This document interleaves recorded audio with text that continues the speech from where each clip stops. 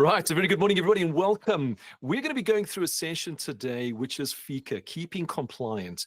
And ultimately, it's been one of the headaches of the industry. And when I say the industry, it's actually anybody that is an accountable institution. We've seen through the actual news articles how some of the big banks have actually been slapped over the knuckle because they have not been remain compliant. And now it is actually coming down to the real estate industry. Now, for us here at EXP, it is extremely important that we remain compliant, because remaining compliant is how we actually get ourselves ahead of the game. So to actually join me in today's session, I've actually called on two of our senior members in leadership. And we've got Mark Luca, who's our Director of Finance for EMEA, as well as Narai Mabawe, who basically heads up our transactions. And each one of them is going to be going through a process to give you a high-level understanding of, one, why it is important, but more importantly, to make sure that we remain compliant. So, Mark, I want to start with you. How are you doing today in the middle of South Africa? Because I think if we actually look at the geographical location of South Africa, you're probably almost directly into the middle. That's exactly why I was hired, so I can have a 360-degree overview of everyone in the EXP. I'm within 2 hours drive of pretty much everyone. So no, it's fantastic. It's great that it's stopped raining a bit. We could all dry out. So it's lovely in Potchefstroom. The mealies can do well. There we go. They need a bit of sun. There we go. So Mark, give us just a little bit of an introduction. Who are you within EXP? I've just given you a title, but exactly who are you and what do you do for EXP on a global front, as well as EXP in South Africa? Perfect. I am the Director of Finance for our EMEA region. So EMEA is Europe, Middle East, Africa, and India, for those not familiar with the acronym. So I oversee all our businesses in that region. It is our biggest region outside of North America in our business, largest of those being UK, South Africa, France, Portugal, Spain. So those are our top 5 businesses outside of North America. So I oversee the day-to-day accounting, bookkeeping, compliance, you name it. Anything that is not directly related to closing a transaction, that's what I manage for those businesses. And then I'm also the compliance officer for EXP Realty South Africa. And my sole responsibility as a compliance officer is to make sure that we are compliant with FIC and no one gets in trouble and we don't get big fines. So that's what I do in a nutshell, making sure that no one gets locked up, we can get our license every day, and agents get paid. That's why I exist at EXP. Brilliant. So you used another little acronym, FIC, and most of us in the real estate industry, we kind of know FICA, but what is FIC? FIC is the Financial Intelligence Commission. So they are the regulating body that promulgated the FIC Act and then also managed its implementation and also doing the auditing of the implementation. So they are the PPRA of the FIC Act, essentially. Okay. And how serious do they take FIC in South Africa? I think, well, let's rewind a bit. Let's say 6 years ago, this probably wasn't taken as seriously. And I think most of the agents or the property practitioners in the school can attest to that they got away with the bare minimum of compliance. When we were placed on the watch list and we were downgraded, and there's lots of news about, us being on the grey list. Since that, the Financial Action Task Force put a lot of requirements on South Africa to get off the grey list. And from that point, the FIC has really been clamping down on non-compliant industries. Is FICA registered law? Yes, Johan, it's the Financial Intelligence Commission Act. I'll give you the notes. They've had a couple of changes, but it's a law, yes. Back to getting off the grey list. So we have strict requirements as a country to get off the grey list. And one of those is really to clamp down on our terrorism financing due diligence. There is a lot of terrorism financing that flows through South Africa. We have a very liquid financial market, so it's easy to move money in and out, and the due diligence was never there, so money could come out in and out easily. So the FIC has been really clamping down on it, and especially the last 2 years or so, they've been issuing directives clamping down on us. We need to have RMCPs, we need to regularly review them, we need to screen, we need to do due diligence. There's sanctions watch lists that come out on a weekly basis where they add more people to the watch list, where we need to screen our customers against the watch list. So we see them auditing customers more and more, or estate agencies and banks that you alluded to at the start. They are handing down big fines. They are really clamping down on the industry. They want to close this gap, and real estate is a particularly risky industry for this. So they are definitely clamping down, and we don't want to be the victim of another big fine. Absolutely. So the severity, most people don't really understand the FICA, and it is actually just a very, very simple set of documents that's actually required to identify that particular individual. Most people think that FICA is something that's more complicated. Could you give us just what's the basics of what is required for an individual, for instance, which is, I would say, a majority of our business? What is actually required to make an offer, a deal compliant in respect to FICA? Yep, definitely. So let's focus on a natural person, because that's going to be the bulk of our business. I would say 90% up of our business is going to be natural people. What we see in the industry is that people only tend to do their FIC at the point of registration because they want to get paid. So they're getting pressure from the brokers saying, give us your FIC information, otherwise we're not going to pay you. But we really need to change that mindset, where we need to understand that FIC is there to protect you and your customers and the business. So we need to get that FIC documentation at the point of entering into a transaction with them. So that's at mandate stage. When you get a mandate side, educate your customers saying, listen, there's going to be a lot of, I would say, intrusive documentation required, but it's going to be required no matter what you do. If you do get a cell phone contract, if you open a bank account, you're going to have to provide these anyway. We are no different. We follow the same legislation. For a natural person, it is really straightforward. It's an ID, a proof of residence, and you need to be able to verify their proof of income. So do they have a tax number? If they don't have a tax number, but they are buying a 10 million rand property, how can they afford that? Where's their proof of funds coming from? So that's what we need. An ID that is verifiable, because we have systems that we use. It's called Encino now, but it used to be called DocFox. You put the beautiful ID in there, it verifies it against the Home Affairs database. It says this is a valid ID. Tick, you can move along. This is valid, or this is not a valid ID. Red flags. That's where we stop. Same with proof of address. It needs to be 3 months. No older than 3 months. This is standard. All of us have had to renew a cell phone contract to get a SIM card. They request the same from you. You need to have a proof of residence that's no older than 3 months, and it needs to be legible, and it needs to be in the name of the person that you're interacting with. And then proof of income. Those are simple pay slips, bank statements, tax number, tax returns, ITA 34s. These documentations that you're going to use in your general day-to-day life anyway. So nothing too onerous, I would think. Absolutely. So basically, to summarize that, is when you're actually going out and taking on a mandate, ask for those documents up front. Always start with the ID and the proof of residence. And a simple trick is, when I used to take a particular mandate, I would say, hey, do you actually have your municipal bill? Why? Because I want to validate exactly what you are paying for your lights, your water, your electricity, your rates, your taxes. And ultimately, you will find that your sellers are very open to that, and they will share that with you, because that information is pertinent for a buyer to know what it is. So there, tick, you've actually got the proof of residence. And the ID right at that beginning, asking for those IDs, is a great way of going through it. So from your sellers, FICA is required, and from your buyers, FICA is also required, but with the addition of knowing where the funds come from. Now, Mark, I know that you've actually gone ahead and presented or created a presentation. Do you want to go through and present that? Of course. Let me bring that up. There we go. You should be able to share your screen, no problem. Let me know when you can see it. Okay, I see it. It showed up there. There we go. Perfect. Just to preface it, this is very high level. A lot of you probably know this information already. This should be nothing new to you, but it's just a brief explainer. And thanks, Monica, for running the Q&A. I appreciate that.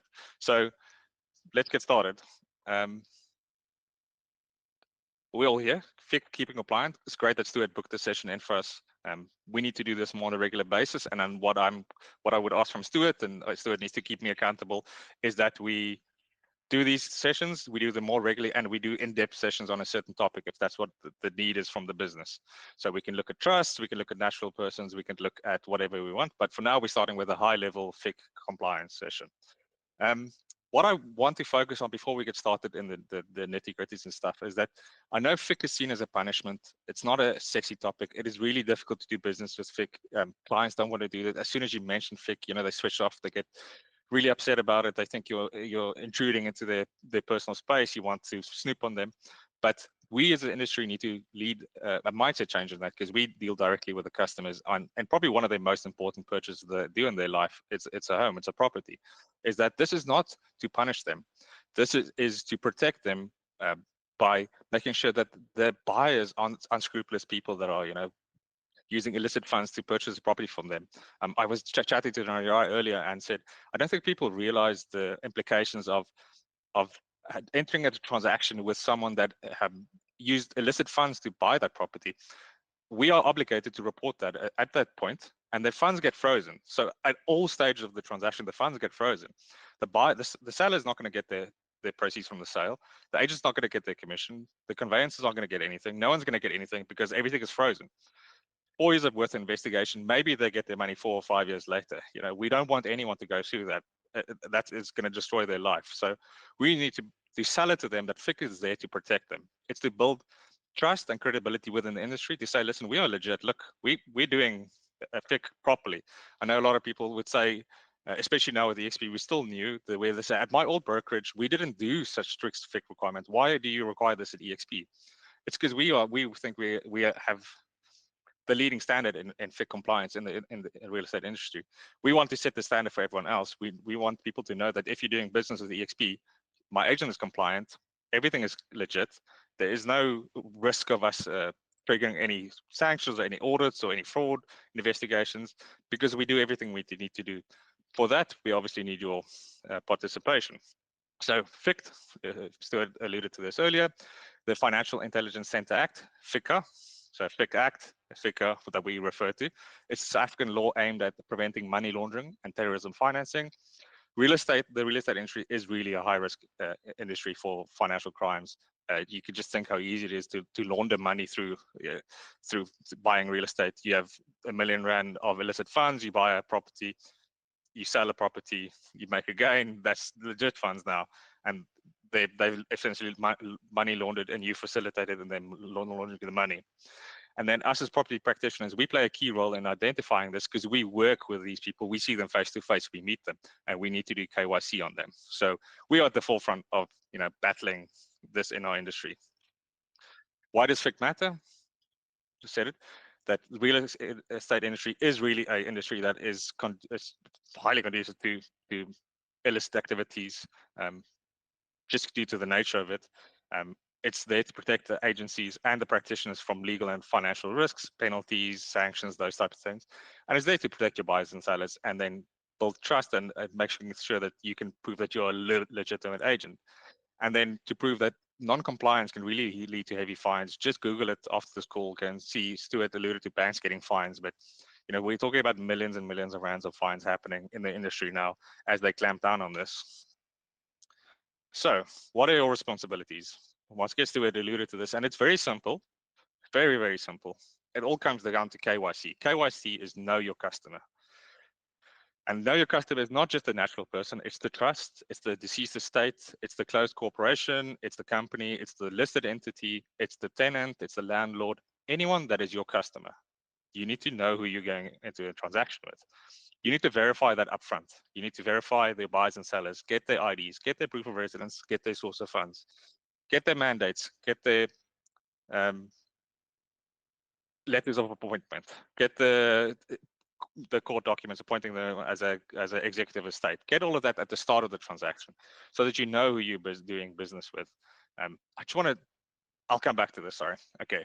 Record keeping. We have to maintain records for at least 5 years. That's our obligation. That's why we have these systems. That's why we have people like Nariai in the business to help you with this. We need you to use our systems, DocFox, Rep, all that, to help you with the record keeping. Because if the FIC comes, they audit you as the agent, which they will do because we see this happening. You can just go to your DocFox profile and say, these are the people I'm doing transactions with. I've verified all of them. Easy peasy. The FIC says, fantastic. Catch you next time. If you can't prove this, they will fine you. You will lose your license. And then we need to report suspicious transactions to the FIC. We do that on a regular basis. We have daily occurrences where we have high risk agents, high risk transactions that we need to report. So that's our obligation. But for that, you need to make sure that you maintain step one, know your customer. And then if you see something fishy, you highlight it to us so we can report it. Why is KYC important?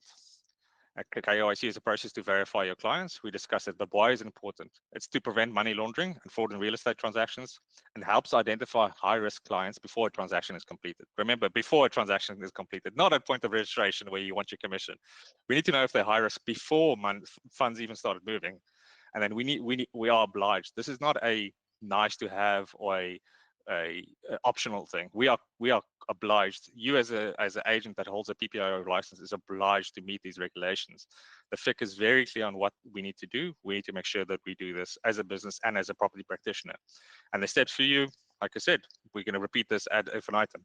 Verify them, their ID, verify their proof of address, and make sure they have a legitimate source of income. If they don't have a legitimate source of income or they don't have a legitimate ID or proof of address, we need to conduct and enhanced due diligence on them because then they are a high-risk customer. What is enhanced due diligence? We need to delve deeper on them. So I'll give you an example.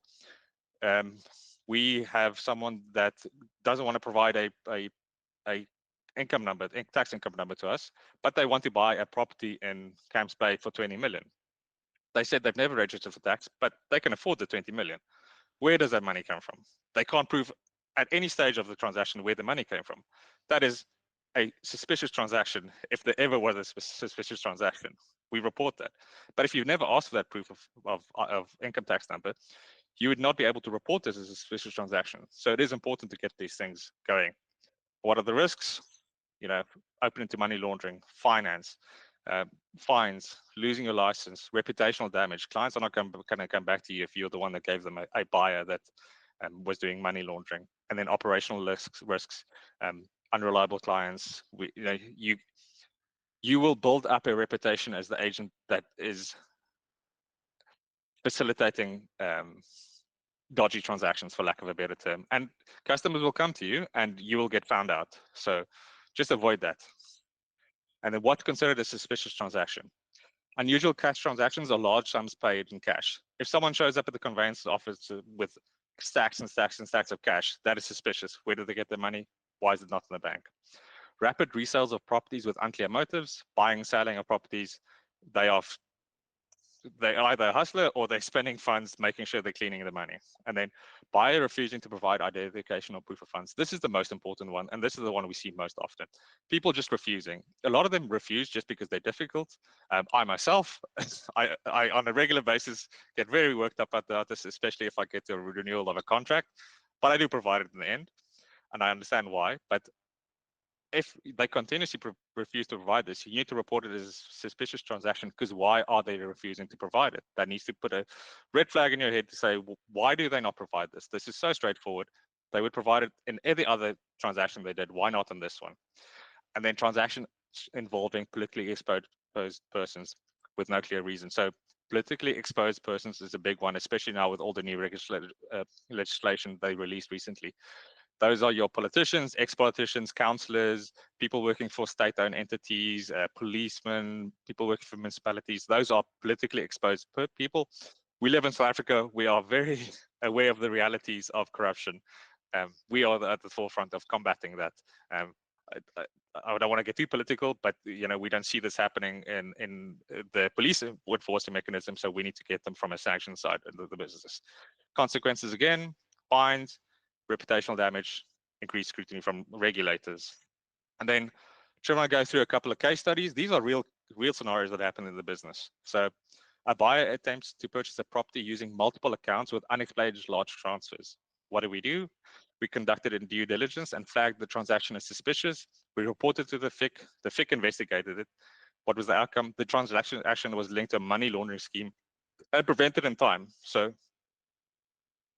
yes, Johan, you reported to your transaction specialist. The transaction specialist will report it to me as the compliance officer. I will report it to the FIC.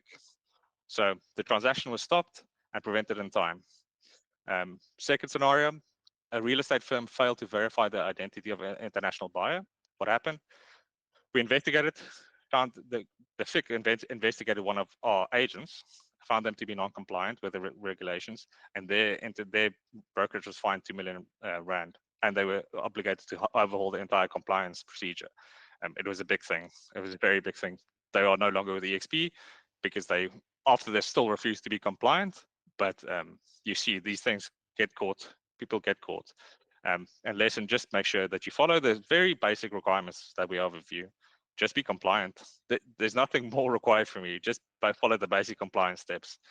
Third one, a foreign investor offered to buy cash for multiple properties and paying above market rate. Above market rate is also, that should set off a tick box at you. If you don't have a bidding war for property and someone's willing to pay above market rate off the bat, that's suspicious. So please report it.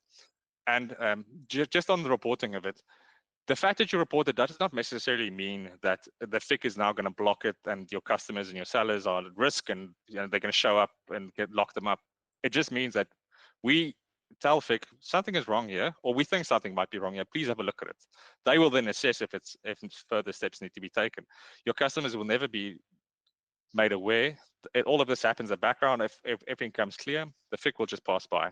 But we still need to report these because the risk of not reporting is much higher than the risk of us doing a risk. It takes me 10 minutes to report something like this to the FIC. So on this transaction, it was linked to an international fraud case and authorities intervened. And the last one, it's a very recent one. So Monica, who's on the call, highlighted this to me a couple of days ago, where we had a trustee for multiple trusts, a trustee and a beneficiary of the trust, failing to provide the necessary documentation and being obstructive in providing the necessary documentation. Monica highlighted this to me. I did a bit of enhanced due diligence, and the media and watch list test on this person was pages and pages and pages long. They were implicated in the State Capture Commission. There was probably about 3 chapters on how this person was facilitating bribes, taking bribes, facilitating bribes, and they wanted to buy a property in cash for a trust and not provide any of the documentation. This is obviously a suspicious transaction. Monica did her work, the agent did their work. We reported this to the FIC. It's up to the FIC now to take matters further. Maybe it's not a suspicious transaction, but it's not on us to determine if it's fraudulent money. It's on us to highlight this to the FIC. So this has been reported, and on a daily basis we get things like this where they report a high-risk customer to me. We assess what we want to do next with them, and then either we report it or we say, listen, proceed. This is not a suspicious transaction. So this is really what it all comes down to, is this email that we have here. We need to make sure that we can prove that we do our due diligence on every single transaction we do. 99% of the transactions we do will not come to this stage. It's just a general person. You get the ID, proof of residence, proof of income, transaction closes. But for these ones, we need to be able to highlight this. And then last thing I actually want to close up on is that we see a lot of transactions being delayed because FIC documentation is not done correctly at this stage throughout the transaction. We have 3 months to get FIC documentation. And then up at the point of registration, the money is sitting in the bank. We can't pay you because you've not done the FIC documentation. Our only leverage as a brokerage is to say, we're not going to pay you until you've done your FIC documentation. But you as an agent want to get paid, and you don't want to go back to your customer 3 months later to ask them for proof of ID, proof of residence, because everything's already happened. They've moved or they're ready to move. You're not going to get that, but you're not going to get paid as well. So it's a catch-22. What do we do here? Make sure you get your FIC documentation up front so you avoid not getting paid, because we will withhold the funds. We will report it as a suspicious transaction if this happens, because you should be aware of your obligations. You need to know your customer at the point of entering into a transaction with them. Please make your life easier by getting these things in on time so that your transactions don't get delayed and we can pay you on time and we all have a happy life at EXP and things run smoothly. So I just want to end on that. Let's get FICA documentation in on time. So Thank you for your time. I appreciate it. Thank you, Mark. It was actually amazing going through all of that. I've actually got a question, and this is just to highlight the potential penalties that could come through. I know a lot of agents go, well, if I don't get the FICA, it's going to be the company that's actually going to be paying those particular fines. But the truth of it is, will it also come down to the agent? Could the agent, if they actually neglect to get the FIC can they be liable to those fines? And you put a monies down there of up to 100 million rand, which I know everyone's got lying under their couch in their lounge. Will they be held liable personally? Yes, they can, because they are also accountable institution. Remember, we are accountable institution as the brokerage, and the agent is also accountable institution as an agent.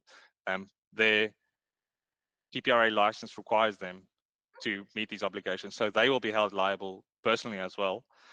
And the company, if we suffer damages because of fraud or negligence on the agent part, we would hold you civilly liable for whatever damages we incur as a company as well. Because remember, and thanks for asking this, Stuart, but one thing to be very mindful of is that we are a brokerage of 1,300 agents. Just one agent not being compliant, not willing to do FICA, could lead to that those 1,300 agents getting affected. If our brokerage closes down or FIC does something, all 1,300 agents get affected. It's not just the one agent. So you can and you will be personally held liable by the FIC and by the company if you do not compliant. But there's also wider implications that the whole business could be impacted, and you're really going to impact a lot of people's livelihood by just being negligent. Absolutely.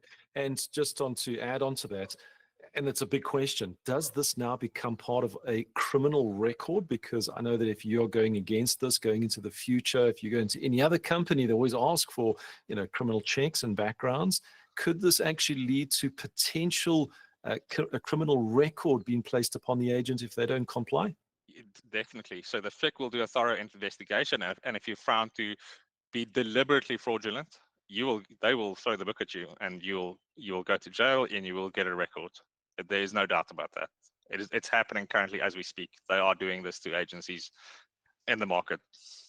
Right, perfect. Mark, I want to thank you for your time that's coming on. So I'm going to be bringing up Narai and allowing her to go through her part just to ease the way that it is actually done to make sure that you do remain compliant. So remember, take to heart, if you're actually remaining non-compliant, you could actually be affecting your own family with liabilities of penalties that are going to come through to you, but you could also end up with a criminal record and sit behind jail, those metal bars, which I don't think each one of us want to have. So do remember, this is something that is extremely serious, and that's why we're doing this specifically today. So I want to bring in Narai. Narai, how are you doing today? I can see you already and gearing to go. How are you? I'm doing good. Thank you, Stuart. How are you? Oh, always fantastic. So I know that our transactional team has been having a lot of pressure when it comes to obtaining FICA. How big of a problem is it that agents are not giving us FICA? Yeah, thanks, Stuart. So yeah, the biggest problem that we've had is not getting FICA, but that has resulted from not getting FICA at the beginning of a transaction, and maybe we get a transaction reported to us after registration or on registration and say, okay, I've done this transaction, but there are outstanding documents, there's outstanding information, there's outstanding FICA. And then it turns out that one of the clients is a trust, is a company. You can imagine how much FICA that needs to be obtained from a client. And at that stage, the clients don't want to know you when they've moved into their new property. Who are you? So that's the situation that we faced. So it's really, really important. I cannot stress enough the importance of getting FICA right at the beginning of a transaction. At that point, all clients are really excited about a transaction. So whatever you ask for, they are willing to give you. At the end of the transaction, it's done. So yeah, it's really important to do it at the beginning. Absolutely. So being an agent myself, and I've gone through this particular experience, I know that how the level of emotions that goes through a property transfer, the excitement of happiness is in the beginning because we're starting an adventure. But when it comes down to that last part, it's the part where, hey, by the way, we're about a week away from registrations.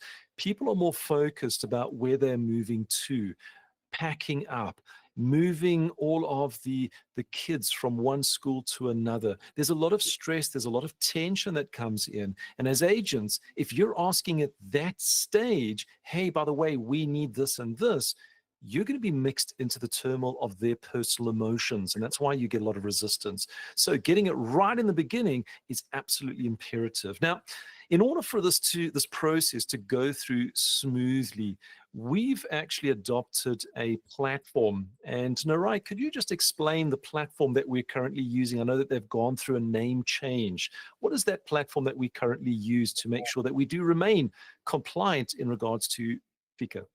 Yeah, 100%. So we are using, okay, I'm still stuck on DocFox, that's the old name, but the new name is Encino. So please, if I just bear with me if I go back to DocFox, but the new name is Encino. That's the platform we use to do all our FICA. I will, demonstrate a little bit on how to use it, just so it's clear on what needs to happen, but it will only be for a specific client type. The rest of the stuff, I will go through it, just give you a map of what we need to do, just for you to have an overview of what FICA we need for each client type. Perfect, perfect. So we're using Encino, and Encino is I'm going to say it's a registered company that actually has a very, very high level respect. They have actually just been the reason for their name change. They were bought out by an international company, which has actually given them an international status. So their actual connections has actually gone not only just here in South Africa, but it actually goes a lot broader, giving a lot of power through, and their compliance really helps you through this journey, because like the email that was forwarded from Monica through to Andrew and Mark, it actually identified an extremely high risk client, and that's not something that you want to have onto your particular books. So, and Narai, I know that you've got a little presentation. Do you want to see if you can share your screen and go through that? Okay, let me do that. So I will start with it's a map basically, and then I'll go on to DocFox just to, okay, there we go, it's working. Okay. All right. Perfect. All right, so I'll start from here. So FICA requirements, creating FICA profiles on Encino. I still put on DocFox just to kind of link the two together. All right, so I will start from I've only looked at the most common client types that we have for our transactions, okay? All right, so the first one is FICA for a natural person. I tried to make this as simple as possible, and so you can have a mind map of what information is needed where. Okay, so I'll go through it now. So for each client type, when you start to create a profile, there's information that you'll get from documents like your ID, your proof of address. You get your ID number, your client's name on the ID. You get your proof of, your address, your client's address from their proof of address. But there's additional information that we won't get from these documents, like your contact details, what they do for a living, their source of funds, what business they're in. So I just put in additional information here just so you know what other additional information you will need. But for a natural person, you will need to create a profile under South African citizen if they are South African. If they are not South African, you would create a profile under foreign national. And then you add their ID and proof of address, and you complete the risk rating. So when you do this, you have done your client's FICA for a natural person, and it's complete. Then you are done. I just want to point out and emphasize that for DocFox is a system. It's very important to have the clearest documents you can get. Your ID, your proof of address must be very clear. I know some documents are clear just because we know what a South African ID looks like. But just your test would be, if anyone who doesn't know a South African ID looks at this, can they read what's on there and see clearly what is on there? So it's really important that we get, so we don't get rejected documents. If they need to take pictures, if scanning is going to make things a little bit difficult, pictures are acceptable. You can put JPEGs on there and everything will work perfectly. All right. And then moving on to FICA for deceased estate. All right, so additional information would be the executor's contact details and the occupation. We need two profiles for a deceased estate. We need a profile for the executor and a profile for the deceased. So for the executor, you would create a profile under deceased estate executor, and then you add these documents below. That's your ID, your proof of address, the letter of executorship. If there are there's more than one executor, then we need a resolution to basically nominate this one executor who is going to sign on behalf of the estate. Okay, and then once we have that, we then do complete the risk rating for that executor. And then for the deceased, we need a profile under related party South African citizen or foreign national if they are not South African. And then you add their ID or passport and their death certificate. Once these profiles are created, if you know how to link them, link them. If you don't know, that's all right. When we review the FICA on our side, we are going to link this together. So we have the executor linked to the deceased estate, and it's clear that these two are going together. Okay. And then moving on to the third client type, which is FICA for a company or a CC. Additional information required will be contact details for each client, occupation, source of funds, companies, business industry. So for this client type, we'll need a profile for the company, which is the entity, and then we need profiles for the directors or members if it's a CC. For the company, you can create a profile under unlisted company and add the following documents: company registration documents, SARS document reflecting the company's income tax number. If the company registration documents have the income tax number, happy days, we can use that. If they are VAT registered, we need confirmation of that VAT registration. And proof of operating address, it must have the company's name. If the company doesn't have anything in their name, we can use an affidavit with the company's information that confirms the operating address for the company, but it has to be a sworn affidavit. Okay.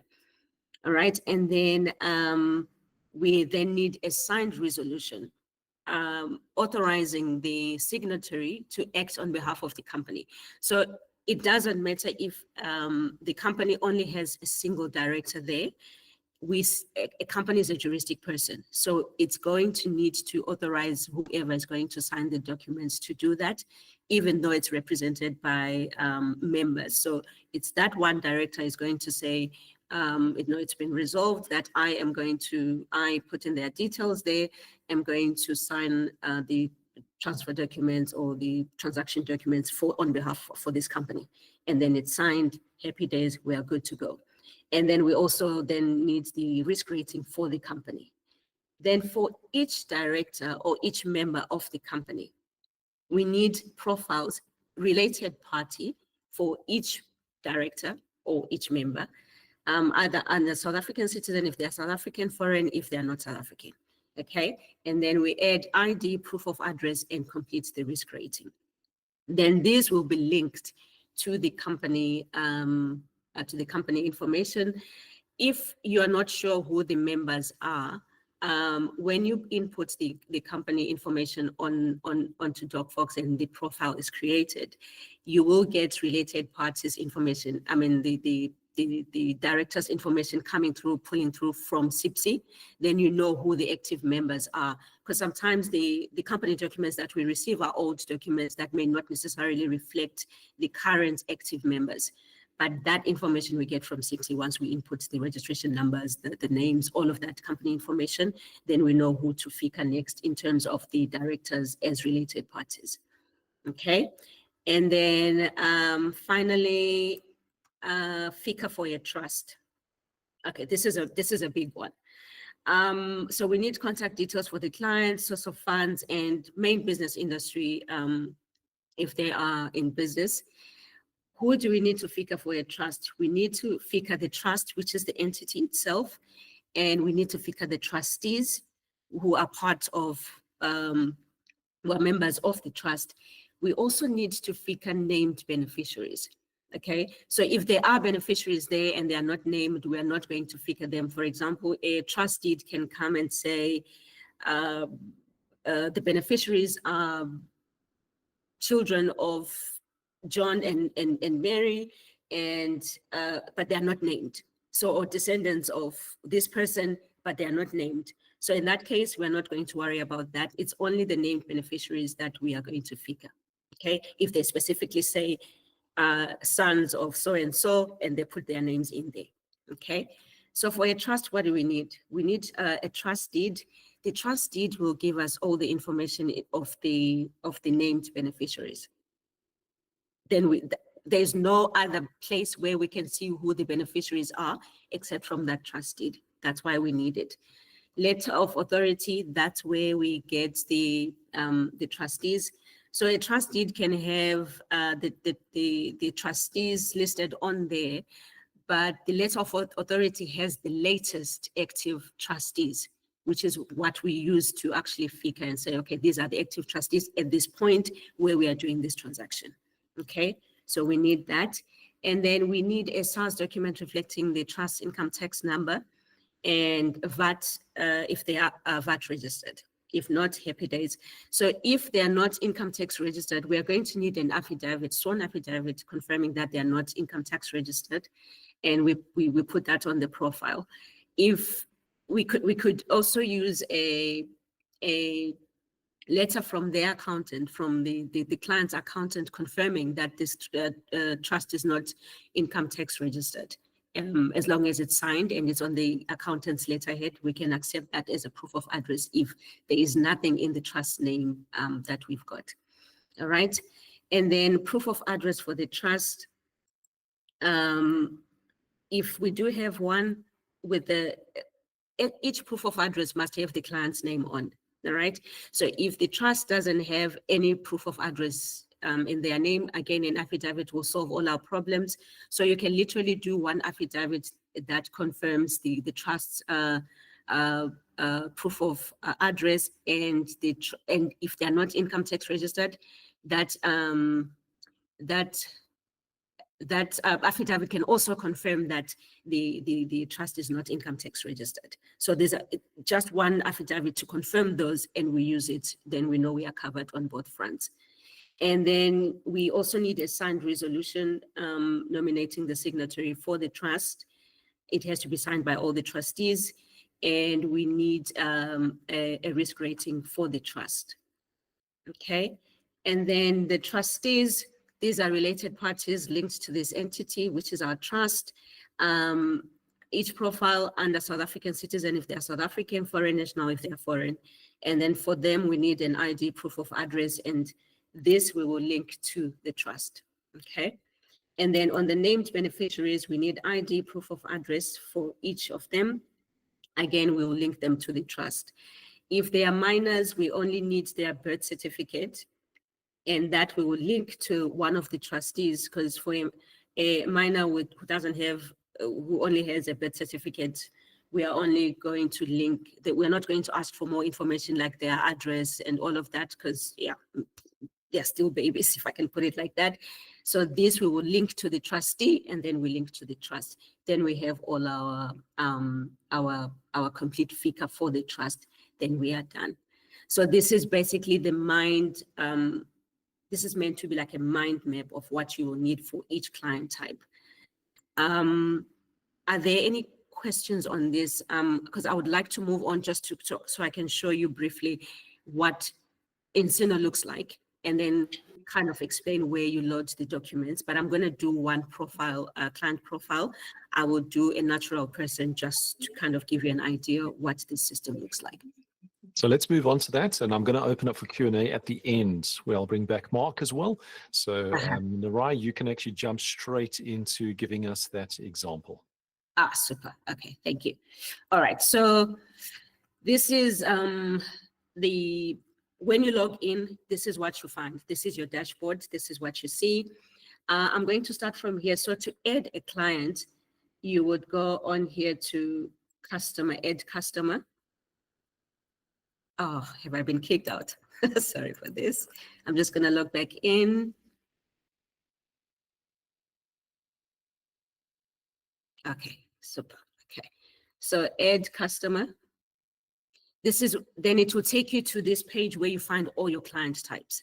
So what I showed you in that presentation is basically a map to say, create a profile under foreign national, under minor, under deceased estate, under all of these client types. This is where you find them. So you just have to search here and make sure you find the right one, and start creating a profile from there. So I'll go on to South African citizen. That's what it looks like. So you get all your information that you need: names, last name, ID, text number, address, all of that information, contact number, and email address. So from here, I'm not going to input this information now, but I'm just going to go on here to show you. Okay, so once you've created and you've saved right here on once you've inputted the information and create profile, you will have information like this. So your information will appear like this. And then from here, you can now go on to create, to add documents. All right, so from here, identity, you come onto the identity section, proof of identity. So as you will see, there's primary requirement, proof of identity, primary requirement. This is where you need to upload your document. You only need to put your ID here. You don't need to put it under corroborating requirement unless there is something wrong with the primary document that you're putting up. So for now, then you just click on upload. It will allow you to select whether it's a green ID, if it's a passport, if it's a smart ID, you can select which one is applicable. Just a point to note, if a smart card, you need to have both the front and the back. If it happens that you've got the front and the back separately, you don't have to worry about putting all of that together because it will ask you whether you've got the front and the back together. If you don't, you just say no, then you add your front and then you add your back, then you upload. That's what you would do for an ID. And then for the address, you go onto address, you upload here. Okay, this one already has the proof of address there, but again, it's the same way. You click on upload. I could actually update. Click on upload, and then you select your document, you upload. Okay. Okay, so proof of address, click on upload, select the document, and then you upload. Any additional information that you feel may be important, for example, if the proof of address is for a spouse, you can add their marriage certificate on here so we can support that proof of address that we've got. All right, and then I'll move on to screening. So on the watch list, see these examples that Mark was showing us. If a client is flagged on somewhere on the watch list and they have been doing some dodgy dealings, their name will come up here and it will show what it is that has happened, what they've been involved in. This is why we love using DocFox, because it shows us that information that we would never know any other time if we didn't have. So if there's anything that's dodgy, it will come up here and we see what the client has been up to. And then, so just remember, sometimes it's not our client, it's just a similar name or the same name.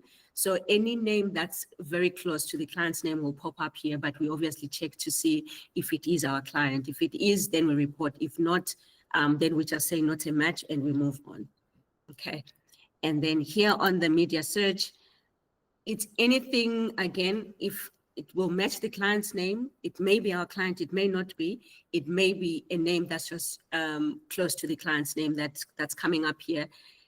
Media search, anything in the media will come up. It's not necessarily address media that we get.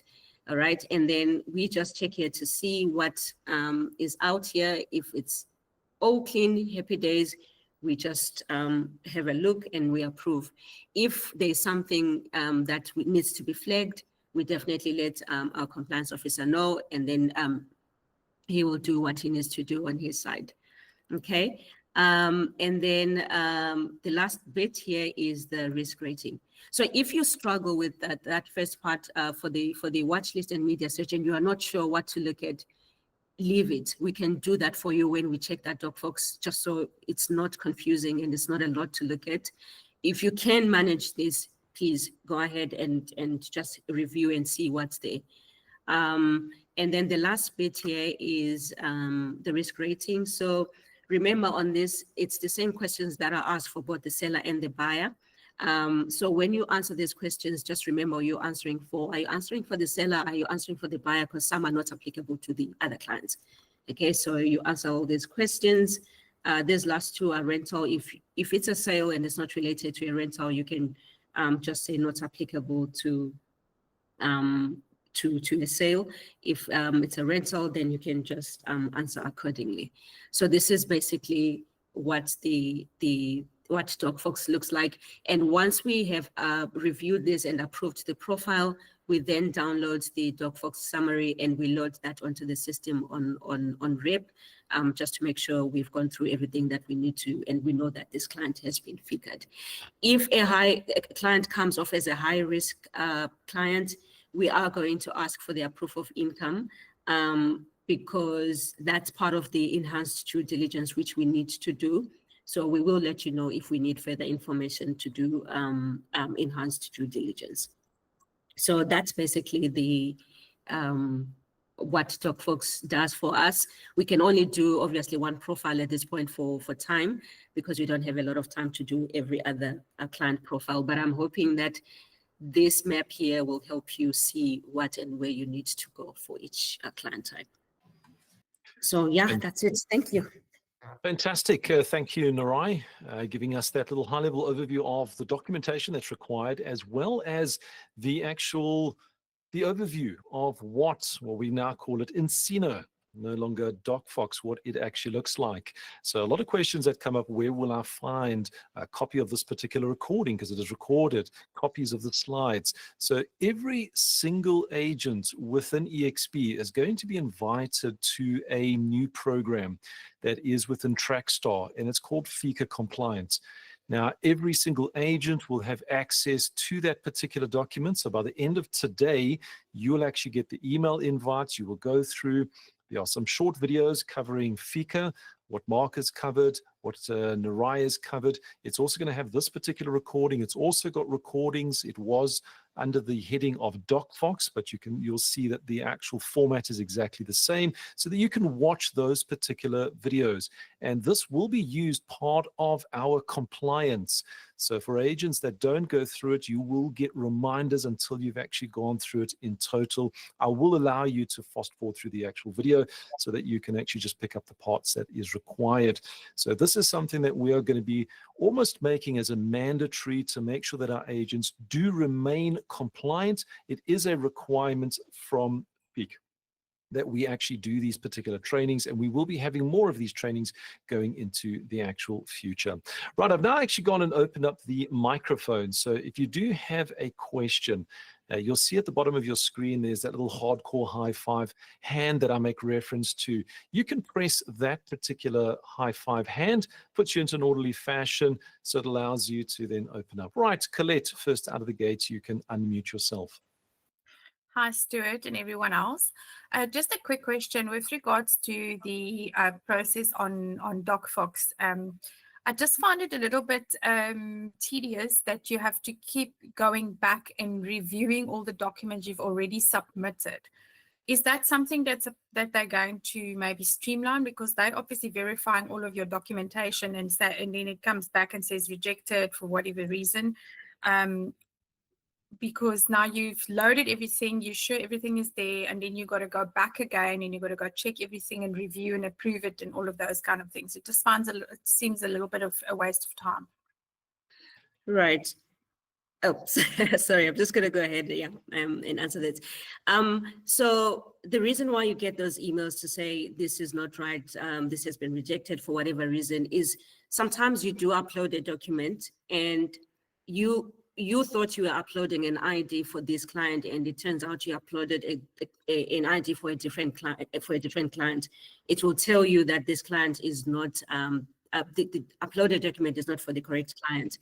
If you know you've done everything right, just let us, when you've done and you're letting us know that you have created that transaction and you've done your FICA, let us review that FICA for you. If it looks right, if there's anything amiss, then we will obviously need the right documents. But if everything you did was right, say for example you put in an address, instead of saying Tuola Street, Kuils River, it says Tuola Street, Soneke, and Soneke is in Kuils River, then it's rejected for that reason. We're obviously going to accept that and get an override for it.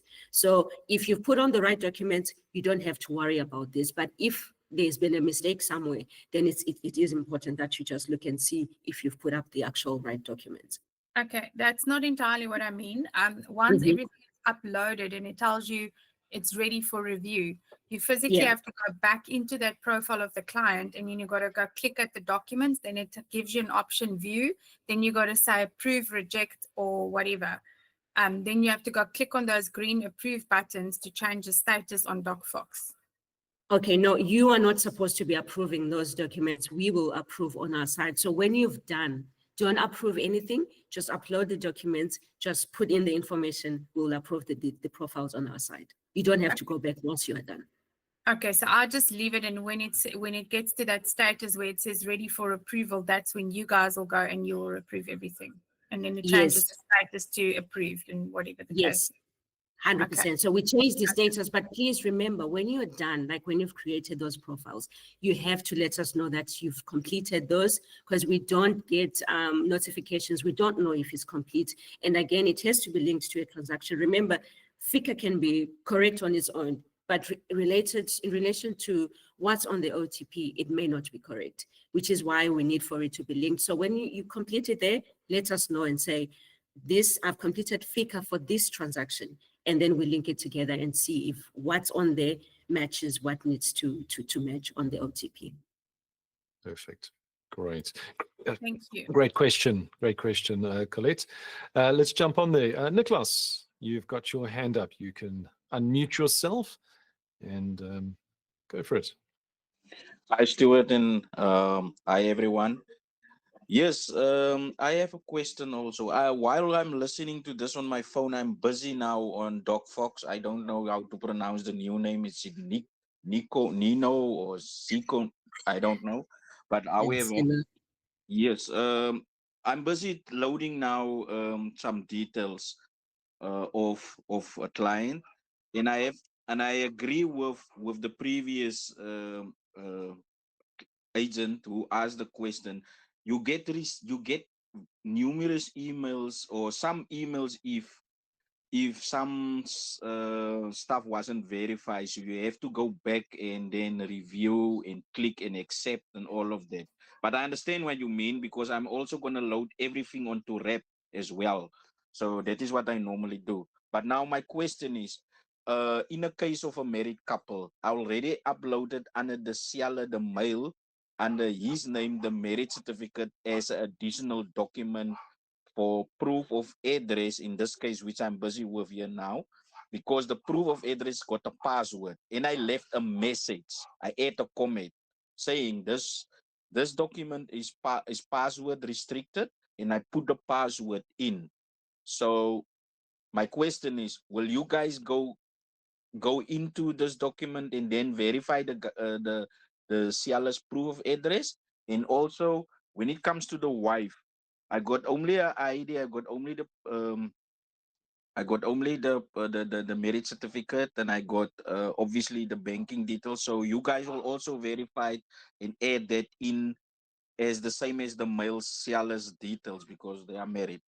Um, it's just I don't know if my questions make sense, but yeah, So you let me can reply. Thank you. So let's make it into a simple question there from Nicholas. If you upload a document that's password protected and you make a note of the password, will transactions be able to pick that up so that they can actually then verify, or should they take a different method of uploading those documents? Narai, what would be the best? It would be great to not have a password protected proof of address if it does. So if it is password protected, you can actually save that document so it doesn't need the password. But that's something we can look at after, just so you know how to do it. And then we can just upload the correct document without needing a password each time you need to verify that document. All right, perfect. Right, great question, Nicholas. And it's something that does happen because we do get password protected documents. Right, any other comments or questions? I know that the chat box, and thank you, Monica, for handling the actual chat box. I haven't reviewed and gone through any of those particular questions, but I know that Monica is always quick on the fingers to make sure that she gets those answered as quick as possible. So, one that did highlight, and it did see, and it popped out of my mind, and Mark, you did actually answer it for those that may have missed it, is does the PPRA audit agents, does FIC order agents, and I saw an additional one, does SARS audit agents? Mark, give me an answer to that. Do those big entities, those scary entities, do they audit agents personally? Easy one to answer. Yes, they do, because you're an easy target, and most likely a lot of agents are not going to be compliant. You're going to be compliant because you're an EXP agent, and we can give you the tools to be compliant. But if you're another agent down the street, they're going to audit you, and you're going to be found not to be compliant. Absolutely. And Mark, just what is required to be compliant? We understand FIC, but what else would be required to make sure that our agents do remain compliant? You need to have an RMCP. So if you hold a principals fidelity certificate and you have a brokerage, I see someone in the chat, Robin Bergman, said they just asked for their RMCP. So you need to have an RMCP. RMCP is your risk management control document, which states how you treat a certain transaction. So you need to have one that's updated for all the recent changes, and then you need to make sure you have proper due diligence, and then you need to make sure you have the proper record keeping. So we give you 2 of those, the RMCP. As an individual agent, you don't need to maintain one, but as a brokerage that's powered by EXP, you do have an obligation to maintain an RMCP. But the record keeping and the compliance and enhanced due diligence, we do for you. You outsource it to us, but you need to make sure that you follow those obligations. Absolutely. So bottom line, remain compliant with your taxes, remain compliant with everything related to the PPRA, and remain compliant with FICA. Colette, your hand has gone up again. Go for it. Yeah, sorry, now my brain froze. Hold on. That's fine. You shouldn't be suffering with a problem with a brain freeze. I can typically do that, but I just wear a beanie. What I wanted to mention was just to add on to, I think it is important also for agents to know that I have heard of PPRA just pitching up at agents' houses and actually just asking for the documents and checking up on these kind of things, and being fined like 10,000 Rand on the spot because they're not able to provide the documentation that's in place. So I think for you guys to just be very aware and alert, a lot of us work from home, make sure you are always ready. There are also nasty people out there that may just make a phone call and report you and say, hey, go check these people out. And you don't want to be caught off guard, and then this happens to you. So rather just do the work right from the start, upload those documents. It is painful at times because it could be a lot, especially when it becomes with trusts and business company documents and all that sort of stuff. But rather just get into the habit from day one and do it properly, because it just you are going to open up a door of potential issues going forward. Yeah, thanks, Colette. And just it always helps to have real life examples. PPR is knocking on people's doors. But even with that, those trusts and everything else, how are you as an individual agent going to screen them against the sanctions watch list, against the media watch list? You don't even have access to these things. So we have the tools. We pay a lot of money for it. Just use it. We are really doing it to save you and to protect you as an agent. Absolutely. Absolutely. And that's one of the reasons why you only pay a very flat, small cloud monthly fee, but you get so much more added onto it. If you had to do it on your own, trust me, those expenses will go through the roof. Robin, you've got your hand up. Go for it. You can unmute yourself. Hi, Stuart and Mark. I'm an independent agent, and I've got my own RMCP. And as I posted, FIC actually sent me an email this morning asking me to upload my RMCP. Do I need to have one with EXP as well? We have our own RMCP, so you will still be registered as an accountable institution with the FIC, which is why they're calling for your RMCP. If you are just an independent agent under EXP, I would advise that you start the process of closing down that organization with the FIC, so that you no longer have to fulfill those obligations, and then you can just fall under EXP's organization and use our RMCP. But since you're probably still an active organization, I would advise that you complete the request until you are no longer registered as a accountable institution. Okay, thank you very much. Yeah, it's always one of these things. We've got a lot of principals that are moving their small companies. So they may have 30, 40, 50, 60 agents, and they're moving those teams into EXP, and there's a process that they can actually go through. So to wrap up, I don't know if there's any final questions, but do remember that we're all part of EXP here. So if you do have questions, you're more than welcome to reach out to us after this. You can always send an email through to help@expsouthafrica.coza. Just in the heading, just make a note. Hey, this is a question for Mark. This is a question for Narai, and be specific in your details. It will get forwarded through to everybody there. Nicholas, you come in at the last minute there. You've got a question. Go for it. You can unmute yourself. Sorry, I just want to ask Mark a little bit more about this RMCP.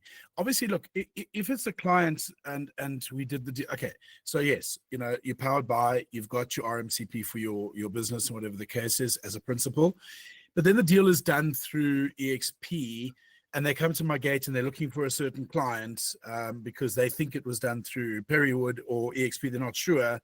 Obviously, then we can obviously point them towards EXP if the deal was done through EXP.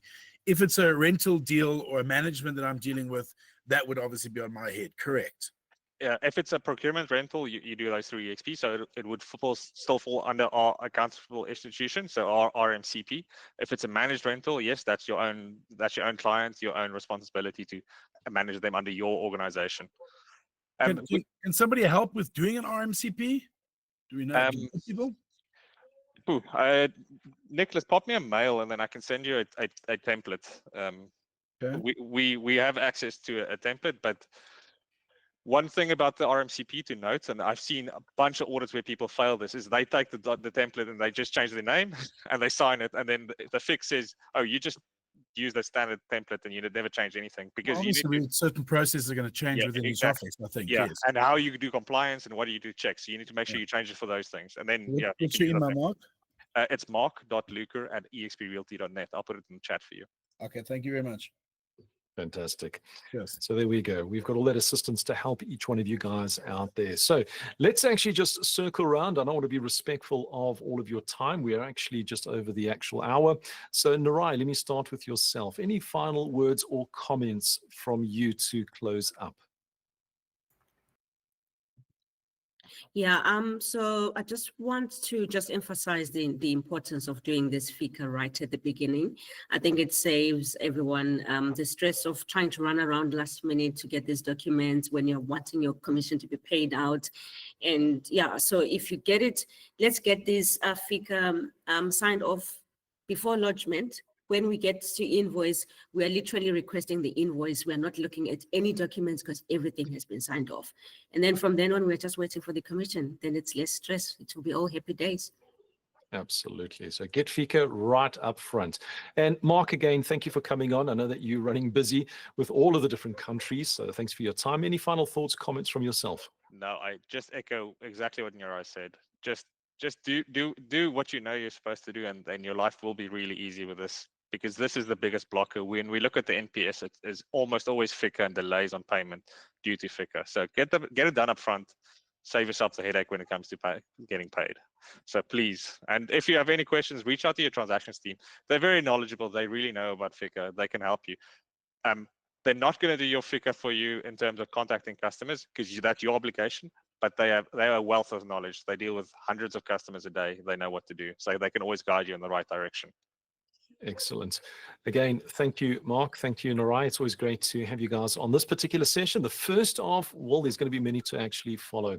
Making sure that you remain compliant. This is going to be one of the biggest things that's going for this particular year, is making sure that you do remain compliant and you get your commission as soon as possible. I want to thank each and every one of you for coming on this particular session, and I look forward to seeing you in the future sessions. So from myself, Stuart, I want to thank you again and wish you a very productive week ahead. Cheers for now.